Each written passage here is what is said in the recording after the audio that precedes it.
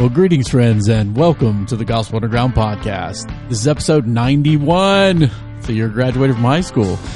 Kayla at college, episode 1. COVID-19 and university sedition. What is that about, Kayla? I'm broadcasting live. Well, live for me and live for you. Yeah. From Lexington, Virginia, Washington Lee University, and Blacksburg, Virginia, the global headquarters of the Gospel Underground. Kayla, what is up, my girl? Not much. I've had kind of a slow day, so just got some homework done and then calling you. I had a little fun idea. I was like, the borderlands between the church and culture, certainly life as a university student involves them borderlands. We're going to talk more about that in our next episode, actually, of what is happening, because I think our culture is in a borderland skirmish of sorts, and now a Supreme Court justice has passed away. Blessings to her and her family, and now who knows what's coming in the political realm. I'm sure nobody cares about any of that where you are, Kayla. But no, of course not. I thought it'd be fun over the course of the semester, or however long thou art remaineth there. We're going semester. That we could do just like a once a month or so check in. Since you're all mic'd up and ready to go with your gear for Zooms up there. I know I overdid it and got you a real microphone, and now you like it, right? I do like it. Oh, yes. And we can podcast together, right? Yeah, and so now anyone who is watching this, listening to this, whatever, and is in one of my Zoom classes, now you know if I sound clear, it's because I literally have a mic hidden off camera. So, well, you look fantastic. Of course, I'm biased. You look beautiful, and thank you for joining me today. Well, it's been, how long have you been there now? Almost 6 weeks, something like that? I moved in the 19th, so yeah. Of August. So 5 weeks maybe on Wednesday coming up? Yeah, we're going on to week 5 of classes, so. Awesome. Well, we wanted to talk to you because obviously we're still in a global pandemic.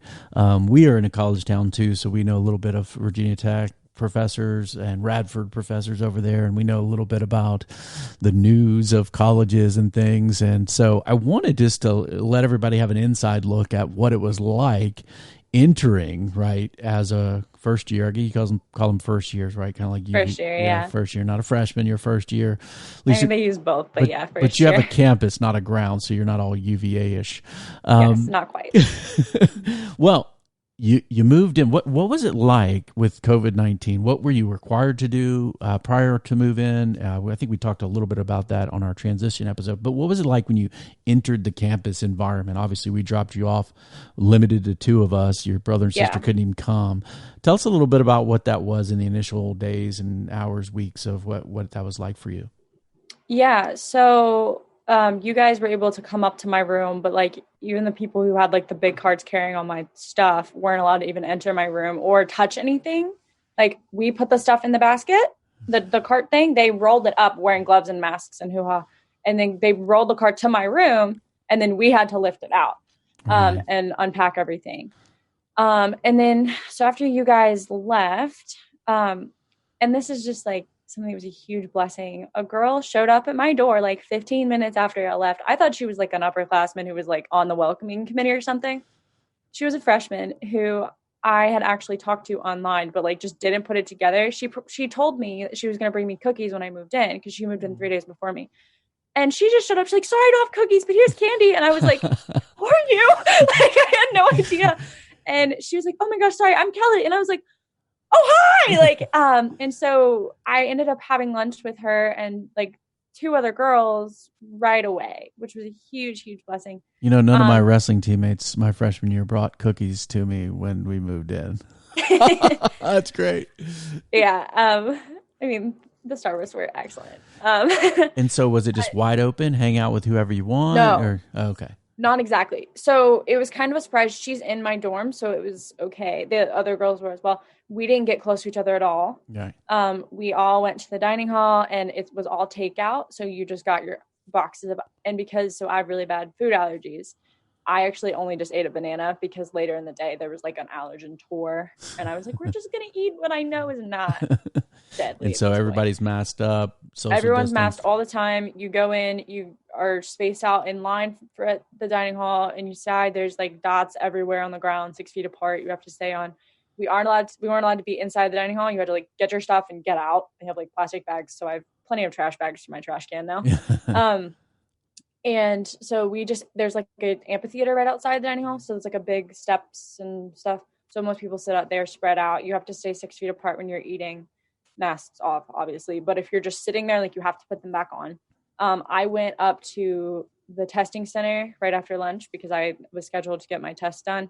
It was nice. And everybody had to be tested. Yeah. Every single person came, faculty included, students, faculty, everybody got tested. Okay. And it wasn't the one where they like jam it up your brain. You do it yourself. They gave you the swab. Well, like they said, pick up the swab from the table. You didn't touch it. They didn't touch it, but you just kind of stick it up there for like a minute and do each side, and get some stuff on it and stick it down. Yeah. I mean, like you do stick it up like enough that you're like, oh, that's not comfortable, but it wasn't like a foot long. So, and then after that, I didn't see those girls again for probably 2 weeks. Just because you at that point were just on your hall. So I'm on a hall with 11 people, which is tiny. Right. Even for here, that's tiny. Right. Because we have 5 students who are international students that couldn't get over. So we have an exchange program with St. Andrews that's pretty strong in Scotland. And so they actually got to go there for their first semester. So they're all together, which is good. In Scotland. And they're in Edinburgh. That's so the hall is like 11 of you guys, and you're like a crew put together. You roll We're together. what you call a home group. Okay. So, and my RA counts as our home group, is also 12 with her. And she's from Pakistan, right? Yes. Beautiful. Yeah. But she was here she didn't go home this year. She stayed the whole time. Yeah. Yeah. Wow. She usually does, but she didn't this summer. So, we had meetings together whenever we do stuff. Like we would, for anything that was official, we had to go to our home rooms. So they assigned us rooms where you all were spaced out at like a conference table 6 feet apart. Our hall was so small that they gave us a tiny room, which meant the maximum amount of people could not fit all 11 of us. So we had a room here, a hallway, and a room here across the way we split in half. It was 6 and 5, and we Zoomed each other. And that's for like, that's just for like details, like just, hey, this is like everybody together needs to know communication, that kind of thing. Yes. So that included, I'm trying to think of what we had a ton of stuff. Orientation, talked about code. Details on classes, details on food. How do your swipes work? How did anything work? And then the honor code meeting was done that way as well. Now tell us a little bit about system. Tell us a little bit about the honor system. What that means. I mean, I will not cheat or do anything, which obviously you shouldn't. Nobody should do that in college. But you write that on your tests or whatever. But what is Pledge, it? Yeah. What is it like there in particular? So it's a really interesting system here that has been around for a long time, and we're very proud of it. Well over 100 years, right? Yeah. Yeah. It is completely student run. There are no real adults, faculty involved at all. There's no deans, there's no nothing. It's completely student run from top to bottom. There is so we have an executive committee, which we vote on members of that every year. Kind of like election. You're going to represent your class in the honors system. So like we just had our elections for our freshman representative. Results came back like yesterday for that. But basically the way it works is there's no code. There's no official like rule book. That stuff you can't do. It's kind of open-ended on purpose, which is a little stressful, but it's mostly good. So everything you do, you're expected to do with honor. And so that means that your tests, your quizzes, your papers, everything, no plagiarism, no nothing. No cheating on anything, no stealing things from anywhere. Like it's no taking somebody's bike. Yeah. Yeah. I'll give you a funny example in a minute of how it came up. But if you, and it's a community effort. Right. So if you suspect someone of breaking the community's trust is basically what it is. Whatever you interpret that to be. Then you need to like talk to that person. You don't just go rat on them because there's miscommunications. So, but then if you still feel like there's an issue, then you would report it to the executive committee board, and they will do a completely private hearing. It will not get out to the public at all. Like, no one on campus will know if there's an honor system violation being investigated. And they put together an investigation team made of EC members who will go and investigate and look into this violation or not, or whatever. Yeah. If I could go on for a while through the whole process, but basically it gets determined by the EC or not if you are guilty. You have a chance to appeal if you want, but that means there is a public trial with student jury that it would become known to the entire campus. But there's no strike one. It's strike one, you're out. Right. If you are convicted, then you are kicked out. And rather than some kind of inquisition, this is just more of a way of community that we're here. We're going to conduct ourselves with civility, honor, integrity, and the beautiful thing that I've seen and heard from you is that that's the way the place is, right? Yeah. And like, even in the process, like, they're not trying to get anybody. Right. That's not the goal. And there's students who, they're not lawyers, like, that's the wrong word, but they're basically like little lawyers who go and like help you with your case. And like, we elect those too, that are all students to help you throughout. But like, for example, I took my geology quiz. It was open for 4 days. It was on a Word doc that she put in Canvas and said, okay, like, take it in one sitting and pledge at the top. And you can do so it. I took it in my dorm room. I studied for 2 hours want. And then put my books away and took the quiz. And that's how it is. Or people will just leave their laptop out all the time. Or even like, so we were walking on a bridge, me and a couple of friends, and I saw a $5 bill on the ground. And I was like, hey, like, what do I have to do? Like, what do I do with this? And my RA was like, just put it on the side so if someone comes looking for it, like, it's easy to see. And so I just left the $5 bill there. Like, that's just how it is. Awesome. And usually that honor code, everyone signs the same book and has for hundreds of years. We have signed the book. Yeah, but it wasn't like everyone together at once, up freshman class, all signed together. It was more like... Yeah, they tried that and they didn't think it through. They put it outside and had us line up and they were like, this is not a good plan. Hold on. Sorry. This is breaking way too many community guidelines with COVID. Yeah. So they stuck it in the library and had it for a week out and you were expected people to go sign it. Yeah. And if you don't sign it and you don't agree, then like you can't be there. Are basically admitting, I don't want to be there. Well, COVID started great, right? You had pretty much no cases. Well. Everybody quarantined beforehand. There was one case that they found in the initial screenings of a student and one of a faculty member, both of which were easily taken care of. No problems.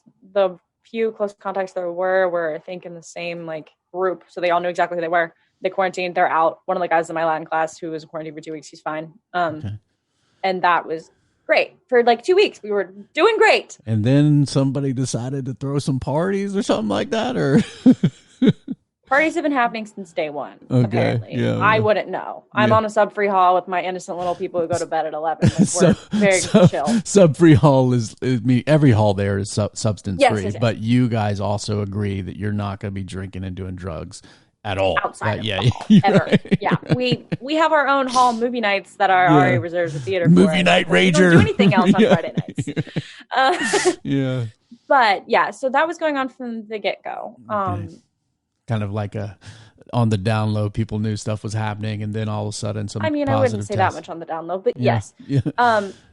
Safe-ish, let's put it that way. And then there was a gigantic one, I guess it was last week.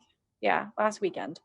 On Saturday. And that's when you had these clusters of people who were positive. Everything went to garbage. And now it's like you guys have a green, yellow, red. You're almost red, but not red. So you're so they moved us within the first week up to mid-yellow. There's 3 zones of yellow too, apparently. They moved us to mid-yellow because they were like, you guys are not complying with guidelines. People weren't wearing their masks all the time. They weren't distancing enough. Just stuff like that. Right.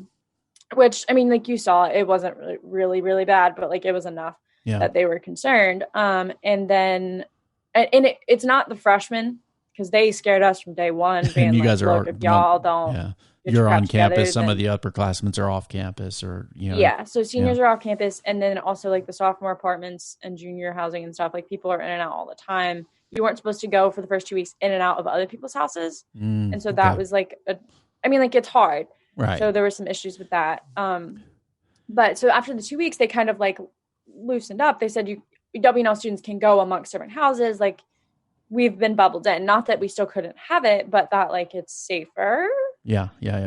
So then the big party happened, and a bunch of, 3 cases appeared.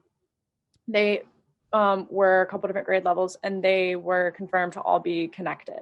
Okay. And then through the grapevine, everybody found out, because it's a tiny school and you find out things real quick, that it had connected with some of the Greek life stuff on campus. So some of those organizations are now all in quarantine entirely. And then that's when the parents we got their notices of this is happening, looking at the dashboard. I think most universities have dashboards and things like that. So they immediately were like, okay, we're going to test 400 people. Like, we're just going to test a whole bunch. And they found 3 more cases not connected to the first 3 the next day. And we were like, oh goodness, because that's a lot of connection points, and that's a lot of close contacts. Because they're doing super job in contact tracing, things like that, yes, right? That's really been their number one thing.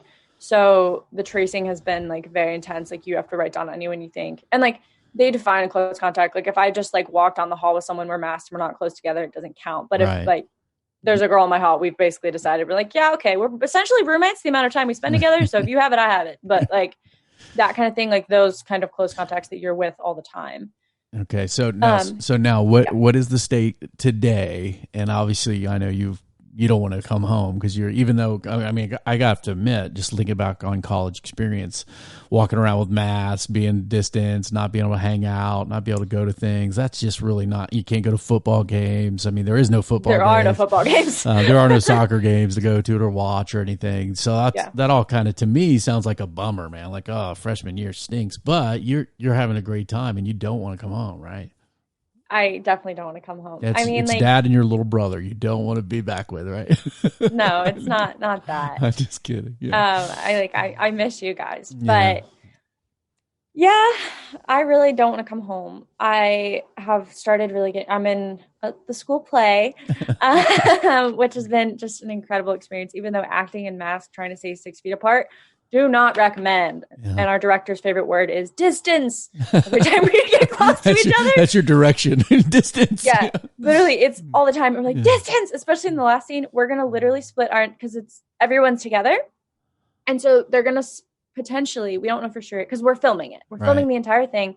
And it'll be streamed, which I'm super excited about. Like, they've got 5 different pro cameras that they just bought. And it's going to be super fancy. And like, I just can't wait to see my wig. But we have a blue screen. Not a green screen, because our costumes, some of them are green, but we have a blue screen that they might film half the cast in the background and then superimpose back in to keep distance. Yes. And then have all of them leave and have the people who are like speaking and like in the front film their part, and then they'll combine it into a scene. You'll be like you're acting with like a CGI character, like it's not there. You're like talking to Gollum, who's not there. So, but all this weirdness, it's, you would say it's still a really positive social experience, being away, being in the college setting. It's worth it. Yeah, it is. I mean, like, people are creative. I've found like a lot. I love all my classes, honestly. And some of your classes are fully Zoom. Some of yours are in person. Some are outside. It's kind of a hybrid, right? I mean, your boot camp class, which your PE class where they're making you work out and puke almost, is outside and in masks. And in masks. It's lovely. We're living our best lives. It's like CrossFit with no weights, guys. Just listen out there, yeah. It's intense. Yeah. So that is fully in person still, but we have a relatively biggish class. By big, for all of you at home, that's 22. Like, that's not big, but for us, it's huge. Yeah. And so he already had us divided into 2 groups by skillish level. Right. And so those groups, he now just has us meet in different locations, which is sad because I miss the people in the other group. They're awesome. Like, we got along really well, and I've got friends in the other group, but it happens. So that has been good. Like, if you've seen any picture of the school, you've seen the colonnade. So I ran around that 10 times the other morning in the rain with bear crawling up the hill in between. Like, it was fantastic. And you're also in person for Latin and geology as well? My geology class is fully hybrid now. Oh, okay. It was all in person. We have 17 people, again, bigger for here. We are now down to 8 people in person because of quarantine. Yeah. and close contact tracing that they're in quarantine or their roommates are in quarantine. So they can't come back till they get results of their roommates or something like that. And stuff. So that we have one person confirmed who is not coming back in person. So we will remain hybrid for the rest of the year. Okay. We're figuring out how to do labs because usually we get in vans that have shower curtains in between each row. Only one person per row. Because this is in Rockbridge County where Natural Bridge is. There's lots of geological formulations. So go to class in them hills, right? A lot of rocks. Yeah, we have 4-hour lab on Wednesdays. So we just go out in the woods and look at rocks all the time. Yeah. But so it's weird. Like she canceled on Wednesday because things were starting to get crazy with people dropping out. And she's just like, I don't know how we're going to do this. And people necessarily weren't comfortable in the vans even with masks and shower curtains and all the hoo-ha.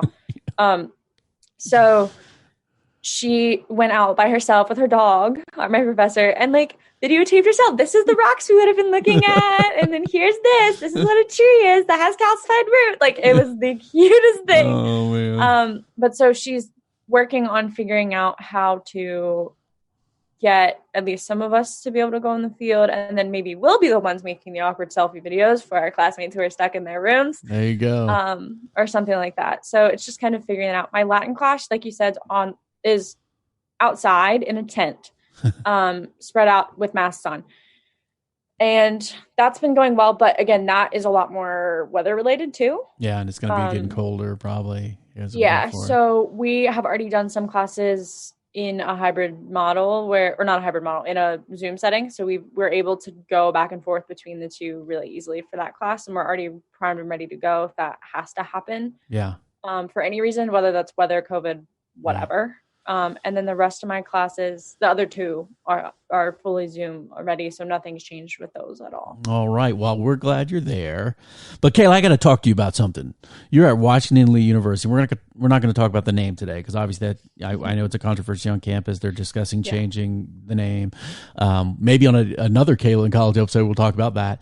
But you're at the 6th oldest university in the country, 9th ranked National Liberal Arts University, about 1,900 undergraduates, 51% dudes, 49% women. And you guys are training people to overthrow these United States of America. Explain yourself.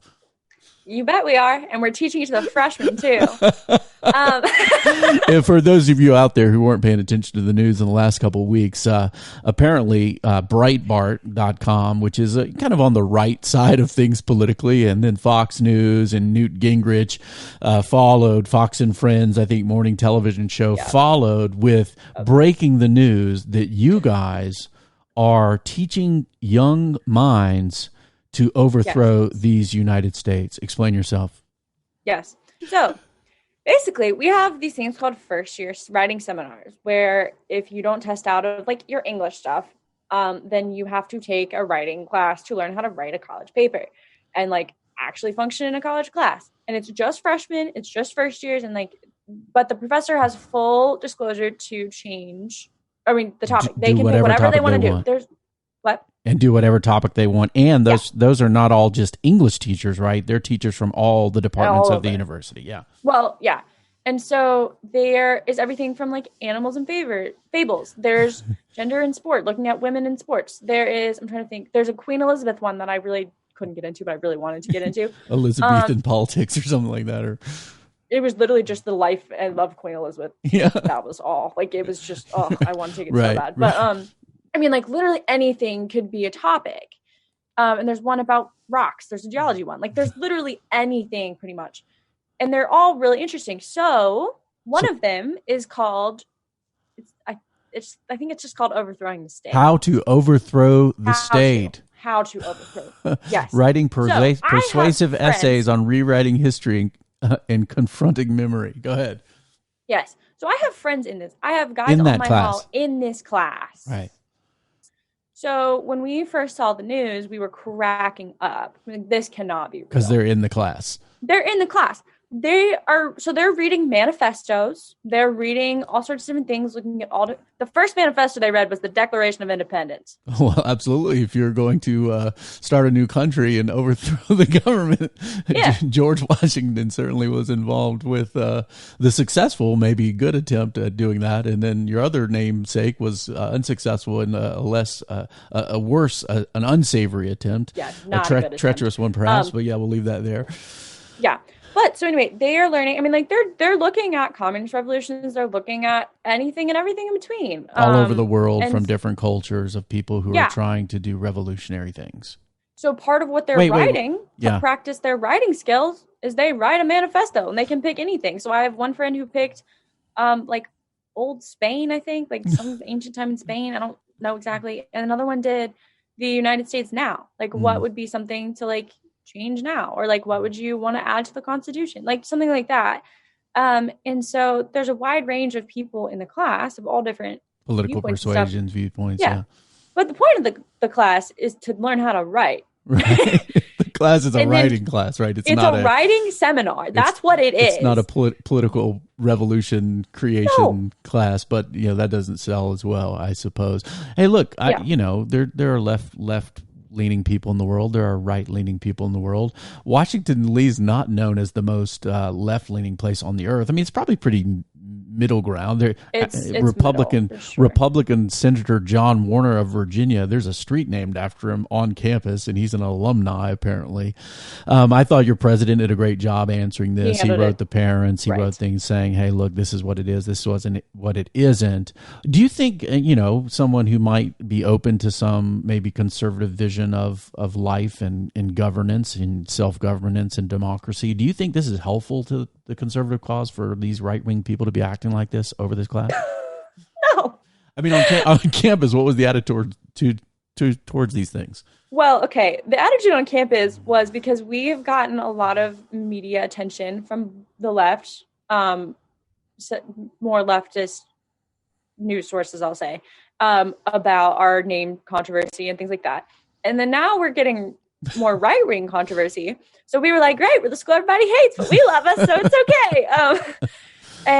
But the reactions were just, and like my friends in the class, there's one who's pretty left in there, and then there's some of us on my hall who are in the same, we're all in the group chat together, like send each other the articles we're finding, the videos, the Fox News. Right.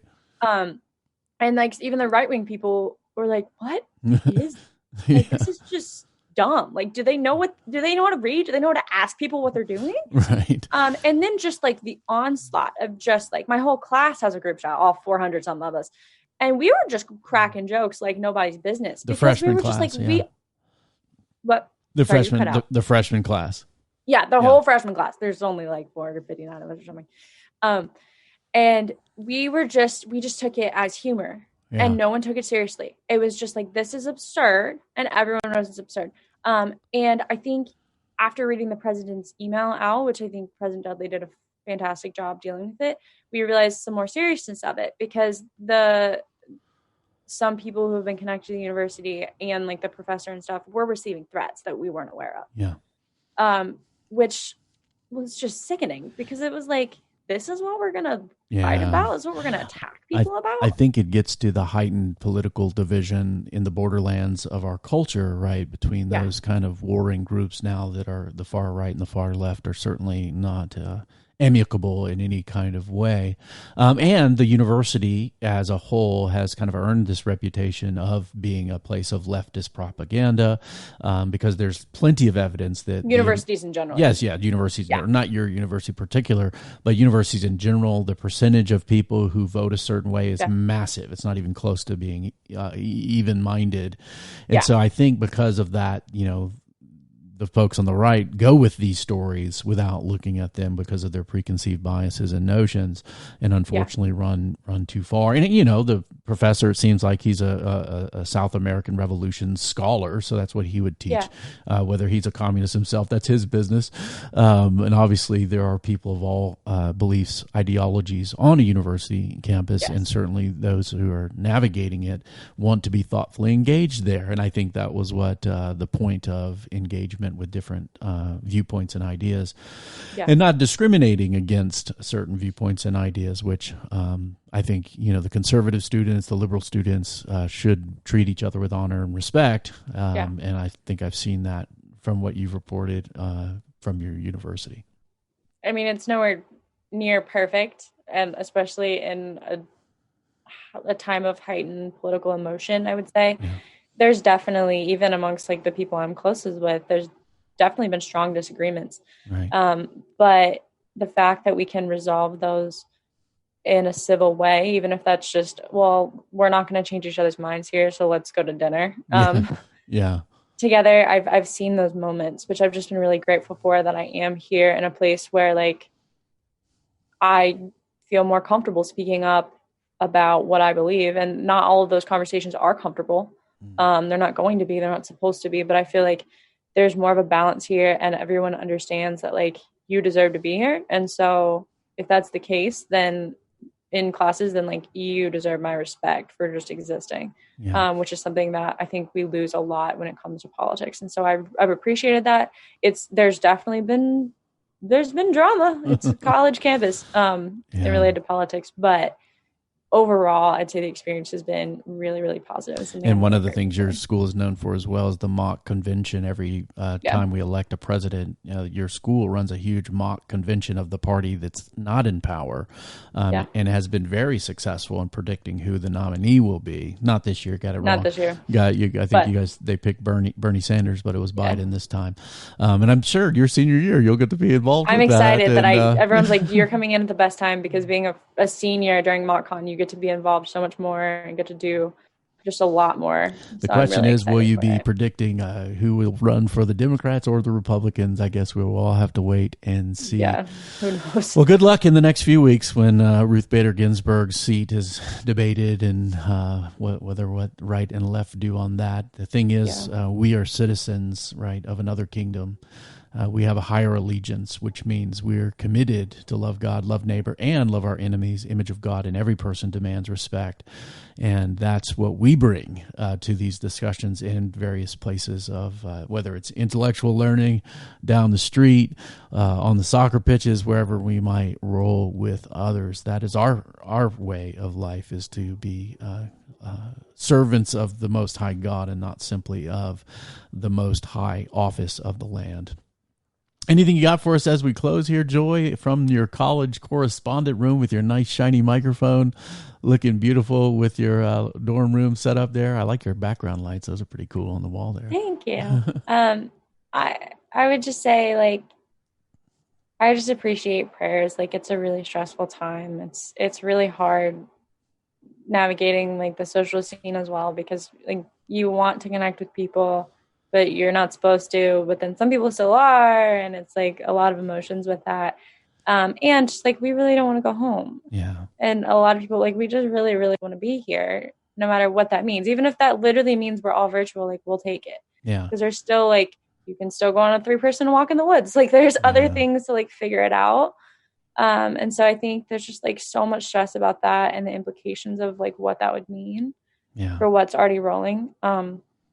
And so, just prayers for just kind of peace and just like wise decision making from the COVID committee, and that just like the right decisions get made. Yeah. Whether that means sending us home or not, like that's not my call. Yeah. But just that they really take into account as many factors as possible. And what it means to you guys to be there. Yes. Yeah. Exactly.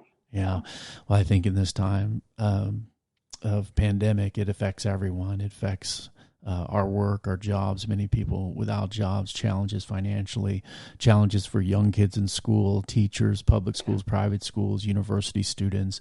I think there's not a seat in the world right now that doesn't have unique challenges. And so all of us, I think, don't know the stories of the people that are living, walking next to us in our towns, in our cities. And I do think kindness is the path, because all of us, not one human being is exempted from either inner or physical or actual or manifest or terrible suffering as we travel in this life. And people need grace. The grace of God in Christ is a wonderful message today for those who need to know they're accepted, they're loved and forgiven, even as we travel through as the Bible says, the valley of the shadow of death. Hey, Kayla, thank you for joining us today. Yeah, thanks for having me. It's just fun. Give you the last word? You don't want to do that. I talk too much. Well, we're playing our outro music, so last word is yours. You got about 15 seconds. God bless you guys, and just stay firm in your faith, because it's the only thing that's constant right now. Kayla Joy, the constancy of God on the college campus. Good word. The Gospel Underground is a production of the Gospel Underground in partnership with the Bonhoeffer House. Review us on iTunes. 5 stars are acceptable. Send your comments, feedback, any questions you have, anything you have for the college scene. We might do this again in a month, Kayla. I look forward to it. Send those questions to info@gospelunderground.org. We are a dialogue taking place in the borderlands between the church and culture. On them campuses, on them streets, in them shed quarters. We're out. Peace. Peace. Love you, Joy. Love you too.